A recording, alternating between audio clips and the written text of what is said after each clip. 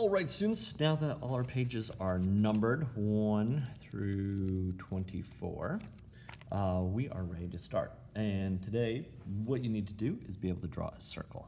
So it doesn't have to be a perfect circle. We're going to draw different sort of shapes of circle, but we're going to start with the circle up here next to our number 1. So we're just going to draw a circle about that big. Again, it's not perfect, it's not huge, but it's kind of small. It's about the same size as my fingernail. And so that's where I have a circle. And now I'm going to move to page 2. I'm going to flip it so I can see page 1 and 2. And what I'm going to do is move this circle down so it almost touches the bottom of the one I just made. And so I'm going to draw that circle. And I can look and I can sort of see through it that kind of touches that. And that's where I'm kind of hoping the second one is. So I'm going to take that and I'm going to flip the number 1 page between my finger and my middle finger, first finger and my middle finger, and then I'm going to grab the next one and put it between my thumbs so I can flip it so I can see page number 3. The next one that we want to do is sort of make an oval, and that oval is going to come up and then down because it's going to gain some speed. So we're going to make this ball drop, hit the floor, and bounce back up, and then maybe do some other stuff, okay? So number 3 is we're looking for this one, and we want to, I'm looking between them, I'm trying to match it up, and I want to draw sort of an oval. So then I have this shape, oval, and that's about where I want it to be, and I can flip back and forth and be like, yeah, that's about it, okay? And now, to have this oval, I will move page 2 between my middle and my pointer finger. I'll grab page 3 with my thumb, and I can flip it now, so I can see page 4 and 3 at the same time. Now what I'm going to do is move this down a little bit. I'm going to have some space between those, so don't want it there. And what I can do is flip it over and have my pencil sort of where I want it. And I'm going to make even a narrower sphere, or sorry, oval. And so that is going to give that one sort of an oval. This is a narrower oval. And now that is going to be 4, so I'll move 3 to between my pointer and middle finger, grab 4 with my thumb. And now for 5, I want to do the same one, but just move it down a tiny bit lower, okay? So tiny bit lower would be right here, I think, yeah. And so, and I can check it to make sure, kind of see through here, that I can kind of see that they're matching up, and that's kind of too close. So I'll erase number 5, and I'm just going to move it down a little bit more, like in that circle. So right now I have 1, and 1 is going to 2, 2 is going to 3, 3 is going to 4, 4 is going to 5.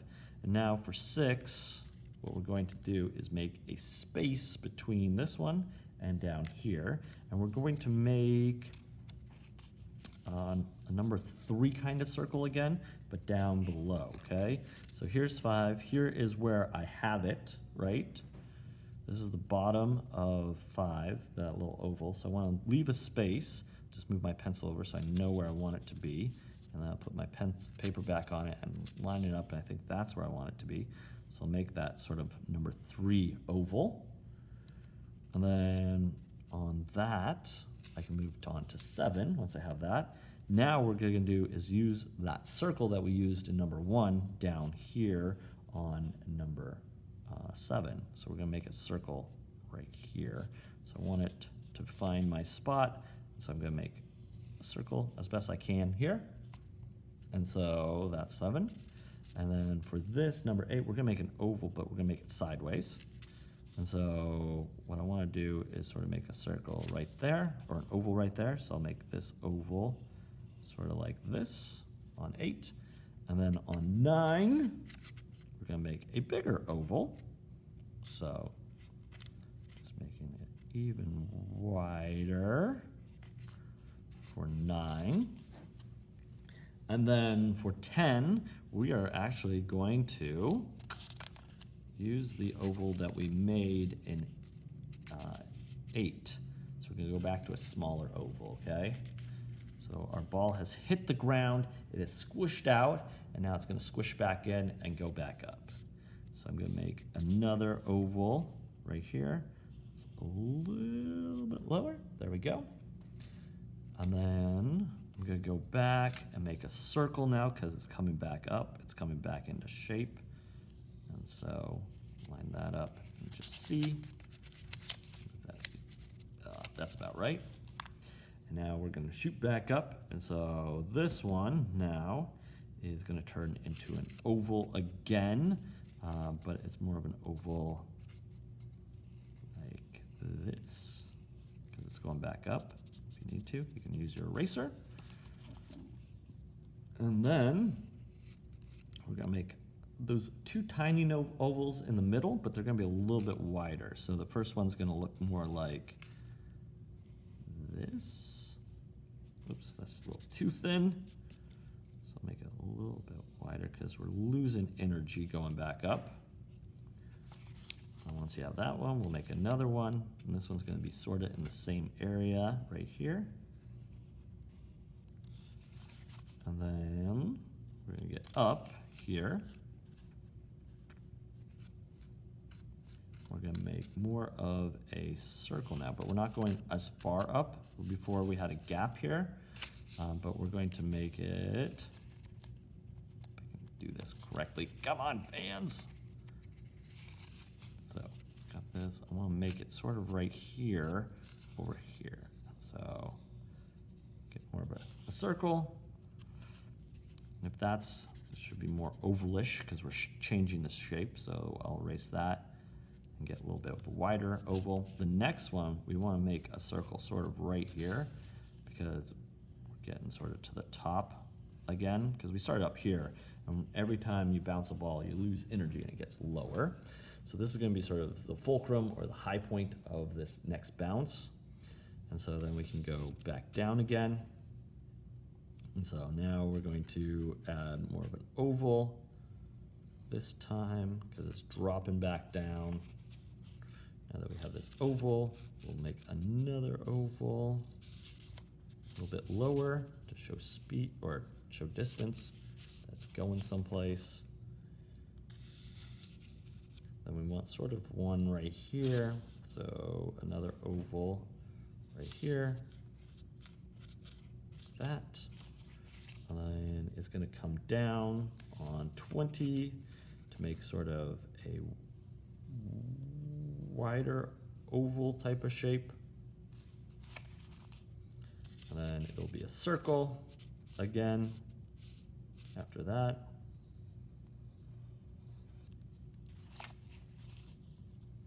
And then on 22, it's going to be a little bit of a wider circle, so more of an oval in the opposite direction. And then on 23, it's going to come back to being a circle. And then 24, get my fingers there, it's just going to be a circle. And so, now that we have 24 drawings done, let's look at it. So here's 1, 2, 3, 4. Boom. So let me try to do it again.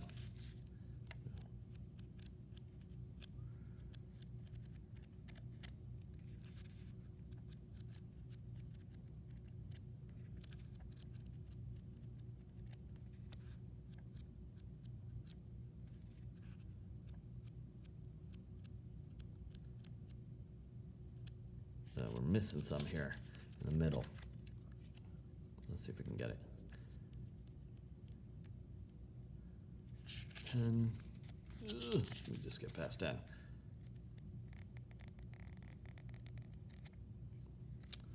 can sort of see our ball dropping down.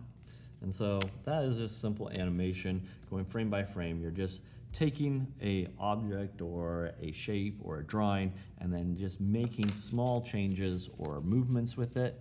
And by making that, each drawing is going to become even more part of the illusion.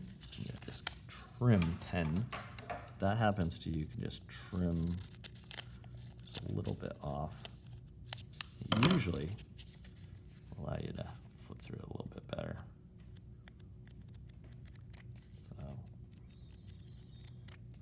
And the faster you flip, the more